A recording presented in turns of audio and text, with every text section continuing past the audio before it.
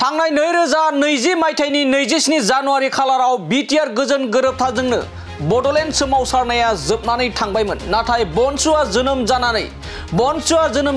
बड'लेण्ड सोमावसारनाय एबा बड'लेण्ड रायजो सोरजिनायनि थाखाय एबा बे सिमांखौ जाफुंहोनो थाखाय जोनोम जादों आरो बे बाथ्राखौनो बुंदों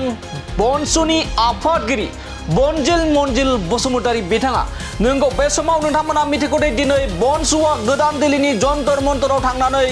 बड'लेण्डनि थाखाय सोमावसारदों। न' बड'लेण्ड न' रेस्ट स्ल'गानजों गोमखांहोदों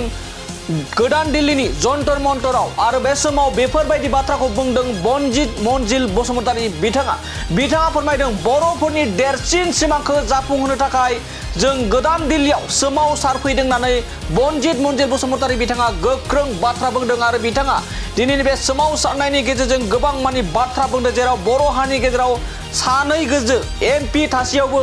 बड'लेण्डनि थाखाय फंसेबो बाथ्रा बुङाखै होननानै बे समाव गोख्रों अजद दिखांदों बनसुनि आफादगिरि बनजिल मनजिल बसुमतारी बिथाङा। आरो बे समाव नोंथांमोना गोबां मानि बनसुनि सायाव बाथ्रा बुंबोनाय एबा दान्थे बिदान्थे खालामनायखौ नोंथांमोना नुबोखादों, जेराव बनजिल मनजिल बिथांमोना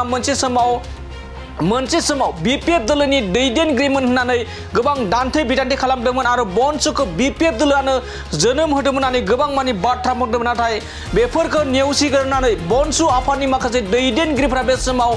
गोदान दिल्लीनि जन्तर मन्तर ओनसोलाव थांनानै गोबां मानि बड'लेण्डनि थाखाय सोमावसारनायखौ बे समाव नुनो मोननाय जादों आरो बेफोरबायदि आखायाव प्ले कार्ड लानानै उइ वान बड'लेण्ड बायदि बायदि बनसु लं लिभ बायदि बायदि स्ल'गाननि गेजेरजों गोमखांहोदों आरो बिथांमोना एबा बनजिल मनजिल बिथाङा फोरमायदों गोबां माखासे दैदेनगिरिफ्रा बर' हारि एबा बर' हारि दानायनि जा सिमां बेफोरखौ दोनबाय आरो माखासे फरायसा आफादनि दैदेनगिरिफ्रा जिरायथ'बायनानै बाथ्रा बुंदों। नाथाय बनसु आफादा अराय सम बड'लेण्ड सोरजिनायनि थाखाय गोदान रायजो सोरजिनायनि थांखिजों मिजिंजों अराय सोमावसारलांबाय थागोन होननानै गोख्रों बाथ्रा बुंदों बनजिल मनजिल बसुमतारी बिथाङा। लोगोसे आथिखालनि जा बिटिआर गोरोबथाजों लोगोसे गोबां मानि आरो केस होनायनि बाथ्रा बुंदों बनजिल मनजिल बिथाङा आरो मा केस होनायनि बाथ्रा बुंदों बनजिल मनजिल बिथाङा। दानिया फैदो बिदिब्ला गोदान दिल्लीनि जन्तर मन्तराव थांनानै बनजिल मनजिल बनसुनि आफादगिरि बनजिल मनजिल बिथाङा माबायदि खौरांनि गेजेरजों गोख्रों बाथ्रा बुंदों, लोगोसे सानै एमपि बर' हारिनि गेजेराव बा बर'नि गेजेराव सानै एमपिनि सायाव माबायदि बाथ्रा बुंदों बनजिल मनजिल बिथांनिफ्राय जों आबुङै मिथिना लानि। बर' माहारि फरायसा आफादा 35 दिल्लीयावहाय जन्तर मन्तर नैबे प्रग्राम जायगायावहाय जोंना आलादा रायजो सोरजिनाय बर'फोरनि देरसिन सिमां सेपारेट स्टेट बड'लेण्डखौ जों दिनै जाफुंसार होफैदों। दा बेवहाय जोंहा दिनै बर'फोरनि देरसिन सिमां आलादा रायजो बेखौ जों जाफुंसार होनायाव बर' माहारि फरायसा आफादा जिहेतु जोनोम जानायनिफ्रायनो जों थांखि लादों, बे थांखिखौ दिनै जों मालाबाबो गारनो थाङाखै आरो गारनाय नङा। जेब्लानासिम आलादा रायजो मोना जों सोमावसारबाय थागोन। जोंल' नङा, जोंनि उनावबो गोबां जोंनि इयुन गथ' गथायफोर जोंनि फिसा फिसौ जोंनि फंबाय बिनानाव बिथांमोनाबो सोमावसारलांगोन। गथिखे जेब्लानासिम आलादा रायजो बड'लेण्ड सेपारेट स्टेटआ जाया अब्लानासिम जों सोमावसारबाय थागोन। आरो दिनै बर' माहारियारि फरायसा आफादा दिनै थांनाय समावहाय जों नुनो मोन्दों जिहेथु जोंनो बर'फोरनो मोनथाम एकर्ड खालामबाय बिएसि बिटिसि आरो बिटिआर। नाथाय दिनै मोनफ्रोमबो दफाफ्रा मोनफ्रोमबो एकर्डआ दिनै बर'फोरनि गांनाय उखैनायखौ सुफुंनो हायाखै। गथिखे बिनि थाखायनो आलादा रायजो नङाबा बर'फोरनि मालाबाबो थांनानै थानाय थामोनथाया मालाबाबो रैखाथि जानाय नङा आरो आलादा रायजो नङाबा बर'फोरनि राजनितिक अर्टिकेल इकुवेल रिप्रेजेन्टेसन समान राजनितिक गोहो मोननाय, जों समान डिसिसन बानायनो मोननाय, जों दिनै गासैबो डेभेलपमेन्ट प्रजेक्ट जेरै जोंनि साख्रिनिफ्राय लानानै जोंनि सोलोंथाइनिफ्राय लानानै गासैबो बिथिङाव जों थांनानै थानाय बर'नि राव हारिमु बर'नि थुनलाइ बर'नि आसार खान्थि धोरोम गासैखौबो जों फोथांनानै लाखिनो हानाय नङा। गथिखे बिनि थाखायनो जोंनि आलादा रायजो सोमावसारनाय बड'लेण्ड सेपारेट स्टेटआ जेब्लानासिम जाया अब्लानासिम बर'फ्रा बिदिनो नासयबाय थाजागोन, नाख्रेबजाबाय थासिगोन, नेवसिजाबाय थागोन। बेनि थाखायनो आलादा रायजो सोरजिनाया गोनांथि। बेनि थाखायनो बनसुनि सोमावसारनाया दिनैबो आरो गाबोनबो जालांबाय थागोन। बर' माहारियारि फरायसा आफादनि दिनै सोमावसारनाया दिनै नैबे जन्तर मन्तर दनाल' नङा, नाथाय जोङो दिनै बर' माहारियारि फरायसा आफादा जे जोङो बुंदों टटेल रिभलिउसन, बे सोमावसारनायखौ जों मा एंगोलजों लांगोन। जोङो दिनै बर' माहारियारि फरायसा आफादा गोबां जोंनि खाथिनि ट्राइबेल लिडार्सफोर चिफ मिनिस्टार बिथांमोनजों जों लोगो हमदों बिथांमोना बर'नि इस्युखौ मोजां मिथिगौ आरो बर'नि इस्युआ सोमावसारनाया गोबां बोसोर जाबाय होननानै बिथांमोना मोननायखौ लुबैदों नाथाय बर'नि दैदेनगिरि बर'नि आफादफ्रा जेननानै थानायखौ बिथांमोना दुखु मोनदों नाथाय बिथांमोना जोंखौ गोबां एसुरेन्स होदों दे नोंथांमोननि यां जेनेरेसन नङाबा आलादा रायजोखौ मोननाय नंलिया गतिके दिनै बनसुनि जे डिमान्ड बे डिमान्ड आलादा रायजो सोरजिनायखौ जों लांनो थाखाय जोङो दिनै दरना लामा होबथानायल' नङा नाथाय लिगेल सिस्टेमजों जों लांनो नागिरदों दिनै सुप्रिम कर्टआव केस होनो थाखाय जों लाहार फाहार खालामदों दिनैहाय जोंहा दिनै नौनोगोर माखासे हिस्ट्रिकेल बिनि बेसिसाव माखासे जोङो लिरनाय माखासे प्रेजेन्टेसनखौ जों बानायगासिनो माखासे सिनियर लिडार्सफ्रा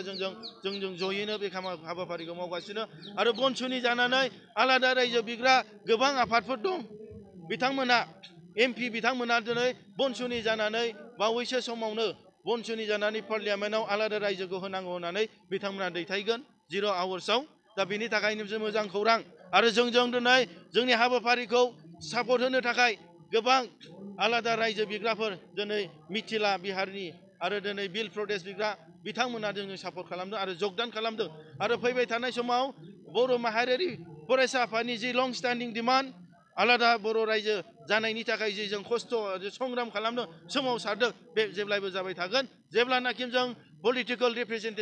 रिप्रेजेन्टेसनखौ जोङो इकुवेल मोन्थाय मोना जेब्लानासिम जोंनि बर'नि राव हारिमु थुनलाइ आसार खान्थिखौ जों फोथांनानै लाखिनो थाखाय जों मोजां सुबिदा मोना जेब्लानासिम जोङो दिनै हा हुखौ जों रैखाथि होनो थाखाय जों मोजां गोहो बोलो मोना अब्लानासिम जोंनि सोमावसारनाया जों जाबाय थागोन आरो बर'फोरनि थामोनथा रैखाथिनि थाखाय बर' माहारियारि फरायसा आफादा जेब्लायबो खामानि मावगोन जेब्लायबो सोमावसारगोन आरो बनसुनि जे हाबाफारि बे दिल्लीनि जे जन्तर मन्तर बे जन्तर मन्तरनि हाबाफारिया दिनै मोजाङै जोबनानै थांबाय आं बयखौबो बे मिडियानि गेजेरजों जोंनि बनसुनि दैदेनगिरि बिथांमोनखौ बिथांमोनजों लोगोसे गासैबो रायजो राजा बिथांमोन जाय बनसुखौ सापर्ट खालामनानै बर' हारिखौ मोजां मोननानै आलादा रायजो सोरजिनायाव दिनै मेङालासिनो गोजां बोथोरब्लाबो फैनानै खस्थ' गावनि बेसेन गोसाखौ दोननानैबाबो दिनै सोमावसारफैदों बिथांमोनखौ आं रोजा रोजा साबायखर बावो आरो बेजों लोगोसे बनसुनो दिनै बे हाबाफारियाव फैनानै बाहागो लानो थाखाय जे रां रुफा सापर्ट खालामबाय जोंनि बनसुनि दैदेनगिरि बिथांमोनखौ जि सापर्ट खालामबाय जोंनि समाज सिबियारि दिनै मेलेमजिबि बुद्धिजिबि गासैबो जोंनि बर'नि मानगोनां गेदेमा नोंथांमोना जि सापर्ट खालामबाय नोंथांमोनखौबो आं बनसुनि आफादगिरि जानानै आं बे मिडियानि गेजेरजों आंनि अननाय आरो सिबिनाय आरो साबायखर बावहरनाय थाबाय जोंहा बर' माहारियारि फरायसा आफादनि जि लं स्टेन्डिं डिमान्ड बे डिमान्डआ दिनै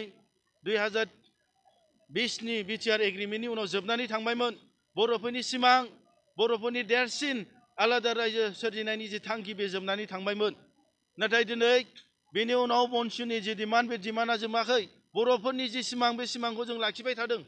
दिनै फोथांनानै जों लाखिदों आरो लाखिलांबाय थागोन नाथाय 2020नि उनावहाय जाय सिगनेटारिस बिथांमोना दिनै एमपि जाबाय दिनै बिथांमोना रायजो सभा लक सभानि दा बिथांमोना बे बिटिआर मोनखांनायनि उनावहाय बेनो फाइनाल एन्ड कमप्रिहेन्सिभ होननानै बिथांमोना भारत सरकारनि गेजेराव सारेन्डार जाबोबाय जाय सिगनेटारिस बिथांमोना दिनै बर' रायजोनि थाखाय बुंगोनखौ आं नुहुराखै मानो होनब्ला बिथाङा बुङोबा बिपद जागोन बिथांमोना कुइसन जागोन दे नोंथांमोना मैया दाख्लैसो सिगनेचार लानानै थांबाय